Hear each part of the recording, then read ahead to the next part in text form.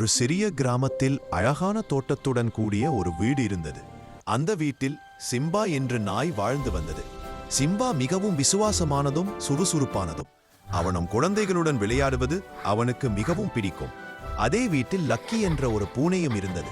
மீனா அமைதியானவள், புத்திசாலி, சூரிய ஒளியில் படுத்து உறங்குவது அவளுக்கு மிகவும் பிடிக்கும். ஆரம்பத்தில் சிம்பாவுக்கும் லக்கிவுக்கும் ஒருவரை ஒருவர் பிடிக்கவில்லை. சிம்பா லக்கியை கண்டால் குறைத்து கொண்டு ஓடுவான்.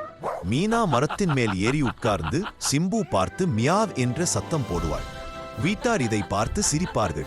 இருவரும் ஒரே வீட்டில் இருந்தாலும் நண்பர்களாக மாறுவார்கள் என்று யாரும் நினைக்கவில்லை. ஒரு நாள் மழை பலமாக பெய்தது. இடியும் மின்னலும் பயங்கரமாக இருந்தது. லக்கி பயந்து வீட்டின் பின்னால் உள்ள பழைய குடிசைக்குள் ஒளிந்து கொண்டாள். அப்போது அந்த குடிசையின் கூரை உடைந்து விழத் தொடங்கியது. லக்கி வெளியே வர முடியாமல் பயத்தில் நடுங்கினாள். இதைக் கண்ட சிம்பா உடனே ஓடி வந்து சத்தமாக குரைத்து வீட்டாரை அழைத்தான். வீட்டார் விரைந்து வந்து குடிசையை திறந்து லக்கியை காப்பாற்றினார்கள். லக்கி அவளை காப்பாற்றியதை அவள் மறக்கவில்லை. மறுநாள் காலை லக்கி சிம்பாவின் அருகில் வந்து அமைதியாக உட்கார்ந்தாள். சிம்பாவும் குறைக்காமல் அவளை பார்த்து வாலாட்டினான்.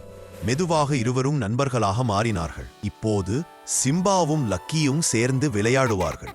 ஒரே இடத்தில் ஒருவருக்கொருவர் துணையாக நிற்பார்கள். அவர்களின் நட்பு அனைவருக்கும் ஒரு பாடமாக இருந்தது. உண்மையான நட்பு வேறுபாடுகளை மறந்து உதவியிலிருந்து பிறக்கிறது.